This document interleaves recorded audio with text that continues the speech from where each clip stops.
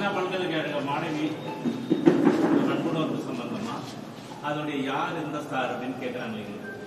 அதோடைய முடிவு என்னவா இருக்கும்? முடிவு எட்டுமா எட்டாதா உங்க பார்வைக்கு? எட்டணுங்கிறது எல்லாருடைய விருப்பம், என்னுடைய விருப்பம். எட்டுமாங்கிறது ஒரு கேள்வி, அது பெருங்கேள்வியாக இருக்கு. ஏன்னா இது மாதிரி பல வினாக்கள் அப்படியே விடை இல்லாமல் இருக்குது. ஒவ்வொரு காலகட்டத்திலையும் இப்படி ஒரு கொடுந்துயரம் நிகழும், அதை எதிர்த்து நம்ம போராடுவோம். அப்புறம் இன்னொரு பிரச்சனை வரும்போது அதை விட்டுட்டு நம்ம அங்கே நகருவோம், இதை மறைச்சிட்டு போயிடுவாங்க. இப்படிதான் நடக்குது. அது கள்ளச்சாராய சாவாக இருந்தாலும் சரி, தங்கை ஸ்ரீமதியுடைய கொலையாக இருந்தாலும், அவருடைய சாவாக இருக்கட்டும், எல்லாமே அப்படி தானே கடத்தி விடப்படுது. பொள்ளாச்சி பாலியல் கூட்டு பாலியல் வன்கொடுமையில் தங்கச்சிகள் அந்த துயரம் வரும்போது, ஸ்டெர்லைட்டு எதாக இருந்தாலும் அப்படி சின்ன கொஞ்சம் அந்த நேரம் அப்புறம் கடத்தி வேற ஒரு பிரச்சனைக்கு திருப்பி விட்டுருவாங்க. இப்போ இது மத்தியில இருந்து விசாரணை குழு வருதுன்னாங்க. அது என்ன விசாரிச்சிருக்க, என்ன நகரும் இதுவரைக்கும் ஒரு தகவலும் இல்லை. அது வந்தவங்க தங்கச்சி, பாதிக்கப்பட்ட தங்கச்சியுடைய வாக்குமூலத்தை அதை முதல் தகவல் அறிக்கையாக எழுதி வெளியிட்டுட்டாங்க. திருப்பி உங்களுக்கு தெரியும், அது வலைத்தளம், இந்த இணையதளம் பழுதாயிடுச்சு, ஏதோ ஒரு காரணத்தை சொல்றாங்க. அவருடைய குற்றவாளியினுடைய, குற்றம் சாட்டப்பட்டவருடைய வாக்குமூலம் என்ன, அவர் எதுக்காக இப்படி பண்ணாரு, இது மாதிரி எவ்வளோ பண்ணியிருக்காரு, என்ன அவர் பின்புல எந்த தகவலுமே இதுவரை வெளியில் வரலையே.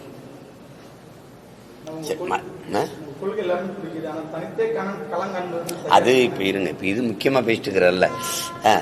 அப்ப அது மாதிரி அவங்க வந்தவங்களாவது விசாரிச்சோம், அந்த குற்றவாளி இது சொல்றாரு, இதுக்கு முன்னாடி வேலை பேரை செஞ்சிருக்காரு, அவரை கேட்டா தானே அந்த சார் யாருன்னு தெரியும். அப்புறம் இன்னும் நீங்க அவர் விசாரிக்கவே இல்லையா, அதானே. இப்ப அதனாலதான் இது ஒரு அப்படியே நீட்டிட்டு போகும்போது அது என்ன சொல்றது, ஒரு நகைச்சுவையாயிருது. யார் அந்த சார் எல்லாம் கேலியா பேசுற மாதிரி ஆயிடுது. அதுல இருக்கிற வலியும் வேதனையும் மறந்துட்டு அது கடந்து போற மாதிரி இருந்தது. இப்ப அதை விட தன்னெழுச்சியா மக்கள் மதுரையில், மேலூரில் டங்ஷன் சுரங்கத்துக்கு எதிராக போராட தொடங்கிட்டாங்க. இப்போ அந்த பக்கம் திரும்புது கவனம். இவங்க வம்படியா ஆளுநரை எதிர்த்து போராடுறோன்ட்டு, எதிர்த்து ஆளுநரை எதிர்த்து நாங்கள் போராடுறோம், நீங்கள் ஏன் போராடுறீங்க? வலிமையான அதிகாரத்தை வச்சிருக்கிறீங்க, 40 நாடாளுமன்ற உறுப்பினரை வச்சிருக்கிறீங்க. நாங்கள் வலிமையற்ற பிள்ளைகள் போராடுறோம், ஆளுநர் செஞ்சது தவறுன்னு. நீங்கள் ஏன் போராடுறீங்க? நீங்கள் பேசுனா எல்லா நடவடிக்கையும் நடக்குது. 39 உறுப்பினர் வச்சுருந்தீங்க, இப்போ 40 கூட ஒன்று வச்சுருக்கீங்க. நாடாளுமன்றத்தில் பேசி இந்த ஆளுநருடைய செயல்பாடுகளை நீங்கள் கண்டிக்கலாம், அதை இது பண்ணலாம். அது இன்னும் இப்படிலாம் ஒன்றும் நடக்கலை. இவங்க போராடுறதுங்கிறதே அந்த போராட்டத்தை திசை திருப்ப தானே, இந்த மாதிரி பிரச்சனையிலேருந்து தப்பித்துக்கிறது தானே, வேற என்ன காரணம் இருக்க முடியும்? ஆளுநர் உரையில் சார், அவங்க திமுக சட்டம் ஒழுங்கு தமிழ்நாட்டில் திமுக ஆட்சி சட்டம் ஒழுங்கு மிக சிறப்பாக இருக்கு, போதைப் பொருள் இல்லாத மாநிலமாக இருக்குன்னு சொல்லிட்டு ஆளுநர் உரை சபாநாயகர் படிக்கும்போது அது இருக்கு. அதை எப்படி சார்? இப்போ உங்களுக்கான உரையை நீங்களே எழுதிக்கிறீங்கன்னா எப்படி எழுதுவிய? சட்டம் ஒழுங்கு கொஞ்சம் சீர்கட்டுருச்சு, எங்கு பார்த்தாலும் பள்ளி, கல்லூரி, வழிபாட்டு தலங்களில் கூட போதைப் பொருட்கள் விற்கப்படுது, 24 மணி நேரமும் மதுக்கடைகள் திறந்துருக்குது, அப்படி ஏதாவது நீங்கள் எழுதி படிச்சிருவீங்களா? அவ்வளவு தூய உள்ளத்தோடு ஆட்சி செய்கிறவங்களா ஆளுங்களா நீங்கள்? சொல்லுங்கள். நீங்கள் எழுதி கொடுக்குறத அவர் படிக்கணும், அவர் பார்த்துட்டு இது என்னடா இது இவ்வளவு பொய் பேசணுமான்னு போயிட்டார். இப்போ இதே ஆளுநர் படிச்சிருந்தா நாங்களாம் என்ன நினைப்போம், நல்ல ஆளுநர் அப்படிதான் வச்சிருப்போம், அவர் அதுக்கு திமுகலே சேர்ந்துடலான்னு தான் நினைப்போம். அப்போ அது இதை கேட்கும்போதே உங்களுக்கு ஒரு வேடிக்கை இருக்கிறதுனால தானே இந்த கேள்வியான்ட்ட எழுப்புறீங்க. சொல்லுங்க, உண்மையை சொல்லுங்க. என்னங்கம்மா, உங்களையே தாங்க முடியாம தானே என்ன இப்படிலாம் எழுதி வச்சிருக்காங்களே அப்படின்னு. எல்லாருக்கும் தெரியும், தெருவுக்கு தெரு மதுக்கடைகள் எங்கும் போதைப் பொருட்கள் விற்கப்படுது. குறிப்பா பள்ளி, கல்லூரி வளாகங்கள்ல அதிகமா விற்கப்படுது, வழிபாட்டு தலங்களே விற்கப்படுதா இல்லையா, அதை மட்டும் விற்கப்படுது. எல்லாருக்கும் கோபம் இருக்கு, தடுக்கிறதா யாருன்னு தெரியல. அப்ப அதை அவங்க அதெல்லாம் இல்லை, நாங்க நல்ல ஆட்சி கொடுக்குறோம் அப்படின்னு. அது முதல்ல 5000 பொங்கல்னாங்க, அப்புறம் 2500 அப்புறம் 1000 இப்போ 103 ரூபாய்க்கு வந்திருக்கு. வெறும் 3 ரூபாய்க்கு வர்றதுக்கு முன்னாடி நாங்கள் எந்திரிச்சு விழிச்சுக்கிறணும். இல்லைன்னா நெத்தியில் 1 ரூபா பொட்டை வச்சு புதைச்சிட்டு போயிடுவான். இவ்வளோதான் நடக்க போகுது.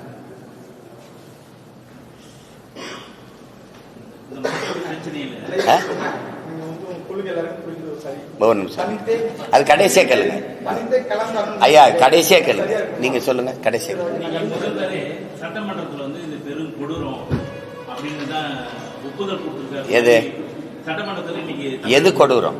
இந்த அண்ணாமலை மாணவி இந்த ஒரு வார்த்தையை சொல்றதுக்கு இந்த வார்த்தையை சொல்றதுக்கு எதுக்கு இவ்வளவு தாமதம்? அது பெருங்கொடூரம். பெருங்கொடூரம் இல்லையா? உங்களுடைய செயல்பாடுகள் உயிரோடு இருக்கும்போது சோறு போடாம செத்தப்புறம் பால் ஊத்துற கதை மாதிரி இருக்குது. இது எப்படி? இது அந்த பாதிக்கப்பட்ட போது நீங்களோ துணை முதல்வரோ உட்கார்ந்து அது பெரிய வருந்தத்தக்கது, பெரிய கொடூர செயல் நடந்துருச்சு, இனிபோல் இதுபோல் நடக்காது, மாணவ பிள்ளைகள் அச்சமின்றி நீங்கள் கல்லூரிக்கு செல்லுங்கள், படிக்க செல்லுங்கள், பெற்றோர்கள் நீங்கள் அச்சமின்றி இருங்கள், உரிய பாதுகாப்பை அரசு கொடுக்கும், எடுக்கும், குற்றவாளிக்கு உரிய தண்டனையை பெற்றுக் கொடுக்கும், இது போன்ற குற்றங்கள் நிகழாமல் இது கண்காணித்து தடுக்கும். அப்படிலாம் ஒரு வார்த்தை வந்திருந்தா அவ்வளவு ஆறுதலா இருக்கும். அதை விட்டு இவ்வளவு காலம் கழிச்சு இவ்வளவு எதிர்ப்பு, இவ்வளவு போராட்டம், கொடுமையான நிகழ்வுன்னு தெரியுதுல. அப்ப போராட வரும்போது எங்க குறவழியை நெரிச்சிங்க, என்னை விடுங்க. அம்மா சௌமியா அன்புமணி என்ன பண்ணாங்க? அவங்கள கையை பிடிச்சி இழுத்துட்டு போறீங்க வாங்கன்னா வண்டியில் ஏற மாட்டாங்களா? அவ்வளவு அநாகரியமான தற்குறிகளா நாங்க? அதே மாதிரி தானே அவங்க குஷ்பு அவங்க தலைமையில போரானவங்களை ஆட்டு தொட்டியில் போய் அடைக்கிறீங்க. என்னையாவது ஒரு மண்டபத்தில் அடைச்சிங்க. எதுக்கு போராடுறீங்க, ஏன் போராடுறீங்கன்னு சொல்லணும்ல. அனுமதி மறுக்கப்பட்டிருக்கு, ஏன் மறுக்கிறீங்கன்னு கேள்வி இருக்குல்ல. எதுக்கு மறுக்கிறீங்க? நீங்க ஆளுநரை ஏத்து போராடுறதுக்கெல்லாம் யாருக்கிட்ட அனுமதி வாங்க? நீங்க பாட்டுக்கு எந்த இடத்துல வேணாலும் நின்று போராடுறீங்க. ஆளுநர் செய்த செயலே எதிர்த்து போராடுற அளவிற்கு குற்றம் என்றால், இந்த பாதிக்கப்பட்ட தங்கச்சிக்கு நீதி கேட்டு போராடுறதுல எந்த வழியில குற்றம் கண்டுபிடிச்சீங்க? என்ன விரைந்து உரிய நடவடிக்கை எடுங்கன்னு ஒரு கோரிக்கை வைக்க போறோம். திசை திருப்பாமல் நேர்வழியில சரியான விசாரணை நடத்துங்கன்னு கேட்க போறோம். அவ்வளவுதான் சொல்ல போறோம். அந்த குற்றவாளியின் வாக்குமூலம் என்னன்னு சொல்லுங்க எங்களுக்கு. இதுதானா? இதுக்கு முன்னாடியா? அந்த தங்கச்சி சொன்னதுல பார்த்தா இன்னொரு தங்கச்சியும் அதுக்கு முதல் நாள் பாதிக்கப்பட்டிருக்கா. அப்ப இது தொடர் கதையா? இதன் பின்னணியில யாரு? ஒரு கேள்விதானே. பிரியாணி விற்கிறவன், அவனுக்கு ஒரு பின்புலம் இல்லை, அவனால எப்படி இவ்வளவு பெரிய வளாகத்துக்குள்ள போய் இது போன்ற செயலில் ஈடுபட முடிஞ்சது? நீங்க அதிமேதைகள் ஒரு கேள்வி கேட்கிறீங்க. அந்நேரத்தில் எதுக்கு ஒரு பொத்தையில ஒரு பொம்பளை பிள்ளை போறா அப்படின்னு உங்களை எல்லாம் என்ன வச்சு எதை வச்சு அடிக்கலாம் சொல்லுங்க? எந்த நேரத்துக்கும் என் தங்கை என் அக்கா தனியாக போனால் பாதுகாப்பா இருக்கணுங்கிறதாண்டா நாடு. அதுக்கு தான் விடுதலை, அதுக்கு தான் சுதந்திரம். அதை பெற்றுக் கொடுக்கறதா, அதுதான் பெண்ணிய உரிமை. அதுக்கு தான் ஆண்மகனின் அழகே பெண்மையை பாதுகாக்கிறதா, பெண்களை பாதுகாக்கிறதா. அதுதான் ஆகச்சிறந்த ஆண்மை. அதை விட்டு நீ ஒத்தையில போனா அப்படின்னா எப்படி ஒத்தையில போனா எதுக்கு எடுத்தாலும் ஒரு ஆளை கூட்டிகிட்டே போவாங்களா? இப்படித்தான் உங்க அக்கா தங்கச்சி உங்க வீட்டுல எல்லாம் போயிட்டு இருக்காங்களா? இது பெரிய பெரிய எழுத்தாளர், பெரிய கவிஞர், நாங்கெல்லாம் முற்போக்கு சிந்தனையாளர்லாம் இந்த கேள்வி எழுப்பிக்கிறா. நீ யார மறைக்க? நீ இந்த ஏதோ ஒரு ஆட்டோசங்கர் கதை தான். நீங்க தோன்னீங்கன்னா அது நீண்ட காலமா நடந்துகிட்டு இருக்கு.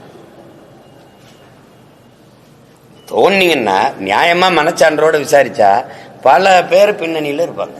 இல்லைன்னா ஒரு சாதாரண ஒருத்தருக்கு இவ்வளவு துணிவு வராது, இவ்வளவு கண்காணிப்பு. சரி, இது நடந்திருக்கலாம். அப்ப அந்த விடுதி காவலர் அவரையாவது தற்காலிக பணி நீக்கமாத அப்படி செஞ்சு யாராவது ஒரு நடவடிக்கை ஏதாவது இருக்குதா பாருங்க. ஒண்ணுமே இல்லை. நீங்க தான் தேவையில்லாம போராடிட்டு இருக்கீங்கிற மாதிரி. நீங்க போராட எங்களுக்கு அனுமதி மறுக்கிறது, வாயவை திறக்க விடாம கைது பண்ணி உள்ள அடைக்கிறதுலயே ஏதோ பிரச்சனை இருக்குதுன்னு எங்களுக்கு தெரியுது. அது எங்கள் சந்தேகங்களை பல மடங்கு கூடுதலாக்குது. அதானே ஆக்குதா இல்லையா? உங்களுக்கு அந்த சந்தேகம்னால திருப்பி இப்ப கேட்குறீங்க. அப்போ எனக்கு நான்லாம் மத்திய குழு வருதுன்னாங்க, கொஞ்சம் நம்பிக்கையா இருந்தேன். அவங்க ஏதோ அந்த குற்றம் சாட்டப்பட்ட நபரை கூப்பிட்டு விசாரிச்சு என்ன நடந்தது எது நடந்ததுன்னு நியாயமா அவரை விசாரிச்சா அவர் சொல்லிட போறாரு. அவரே சொல்லிடுவாரு யார் யாரு பின்புலம், நானா செய்யலங்க, இவங்க எல்லாம் சம்பந்தப்பட்டவங்கன்னு. அவரை ஏன் நீங்க விசாரிக்கவே இல்லை? சரி, முன்னேற்றம் இருக்கு. நீங்க சொல்லுங்க, என்ன முன்னேற்றம் இருக்கு? சிரிக்காதீங்க. நீங்க முன்னேற்றம் இல்லைன்னு சொல்லுங்க. நீங்க சொல்லுங்க, அதான் முன்னேற்றம் இருக்கா? அப்ப இல்ல தானே. இருந்தா நீங்க இந்த கேள்வியை வைக்க மாட்டீங்க. நான் இவ்வளவு நேரம் அதை பேசிக்க வேண்டிய அவசியம் இல்லை.